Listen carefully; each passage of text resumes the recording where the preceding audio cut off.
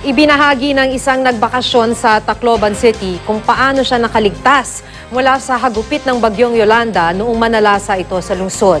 Ayon sa kanya, binago ng karanasang ito ang kanyang pananaw sa buhay.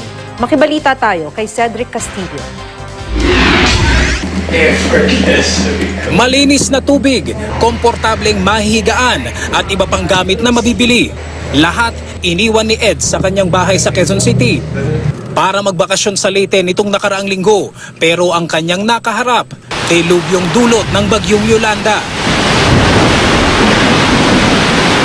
Isang trahedya na hindi raw inakala ni Eds na magpapabago sa pananaw niya sa buhay. Doon pala sa may lobby, bumagsak na yung kisame. So yung dating ng tubig, may galing sa taas, may galing sa baba. Tapos pagsilip namin sa first floor, hanggang dibdib na siya.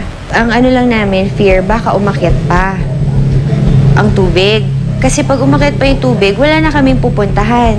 Kilabot ang dala ng bagyo habang ginigiba ang tinutuluyan nila Eds. Pangungot naman ang tumambad, paghupa ng unos. Bagsak ang linya ng komunikasyon at supply ng kuryente, tulirong mga residente at ang syudad na nagkaluray-luray.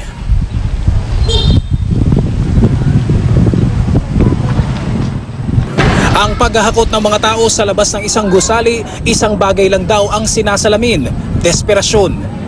Meron doon yung mga kumukuha ng kutsyon, frame ng kama, lahat ng pwede nilang buhatin. Kahit kami nga gusto na namin kumuha ng bike eh.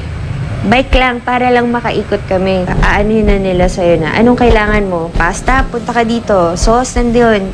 Sila na yung nagtuturoan. So dun sa kalsada, nagbabarter na sila. O gusto mo to? O palit tayo, pansit canton. Pagod, puyat, uhaw at ang pagnanasang makausap ang mga mahal sa buhay. Pilit daw kinakaya ni Eds. Pero ang kanyang tibay, unti-unti raw dinurog. Nang ito na ang makita. Biglang nagkaroon ng ingay. Tapos, yun pala, may nakuha silang dalawang bata. Something inside me broke. Kahit ano, maglalakad tayo, hahanap tayong tulong. Uuwi tayo, whatever it takes. Sabi ko, ka. Promise ko sa'yo, uuwi tayo. Kasi yun. Sa gitna ng trahedya, nagbunga raw ang pakikipagkapwa. Isang hindi kilalang pamilya ang kumupkop sa kanila at sa paghahagilap ng paraan para makauwi sa gitna ng bagyo. Naglakas loob na lang ako to approach. So sabi ko nga, para Adela, pwede bang makisend ng message? She told us, get your things, you're coming with us. She really took care of us. Hindi niya kami iniwan. Linggo ng umaga, natanaw ng grupo ang sasakyang maglalayo sa kanila sa Bangungot. Sa loob ng C-130, wala na raw silang ibang maihiling pa.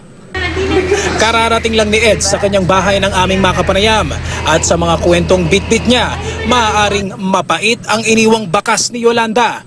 Pero pag-asa ang pabaon ng mga nakasama at mga bagong nakilala. It was like a cleansing event.